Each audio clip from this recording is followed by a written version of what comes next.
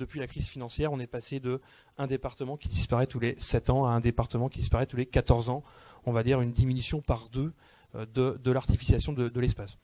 En Nouvelle-Aquitaine, donc petit focus, 2785 hectares en 2020, donc de vendus vers de l'urbanisation, soit une baisse de 7 hectares par rapport à 2019, et soit aussi une baisse de 1000 hectares par rapport à 2018. Donc ça, c'est vraiment un chiffre important qui montre finalement ces efforts quand même de sobriété foncière collectif. Mais on sait que le défi, il reste énorme, et on n'y arrivera que si tout le monde se met autour de la table, que si tout le monde joue le jeu et fait des efforts. Mais oui, on y croit.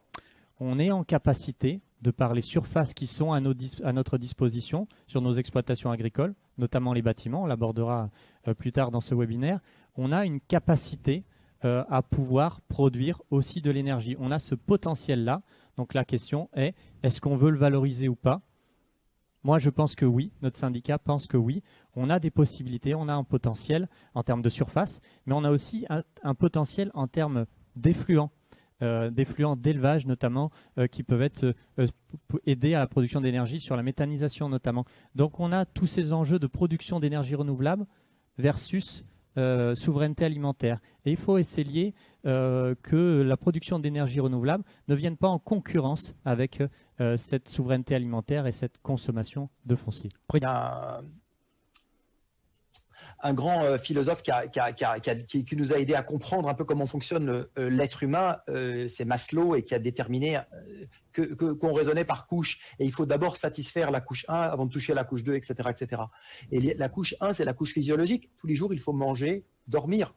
Si nous voulons de la surface et que l'agriculture veut de la surface, il y a un conflit d'usage. Il ne faut pas qu'il y ait de conflit d'usage. Et c'est là que, je dirais par rapport à votre question, le point était de dire qu'il faut qu'on apprenne à se connaître. Parce que si je regarde sur le papier, en théorie, la France est le plus grand pays d'Europe en territoire.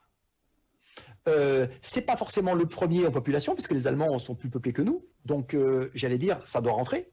Si j'arrive au slide suivant, on peut regarder la problématique de la densité de population, et on s'aperçoit très vite que, hormis la région parisienne, la France est plutôt un pays à faible densité. Donc sur le papier, tout va bien. La transition, elle est démarrée. Nous avons besoin de la faire et nous avons besoin de réfléchir intelligemment à comment décarboner cette transition énergétique, comment donner à la France une chance aussi d'y participer, c'est-à-dire en inventant des solutions techniques que nous pouvons utiliser chez nous et que nous pourrons utiliser ailleurs.